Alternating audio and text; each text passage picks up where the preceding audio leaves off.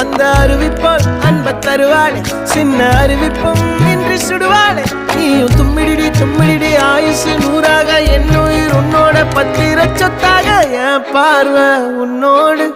உன் பொம்மை கண்ணோடு பேசாமல் விண்ணோடு நாம் மிதந்து போவோம் காதாரா அடியானாலும் நான் தாங்க மாறோடு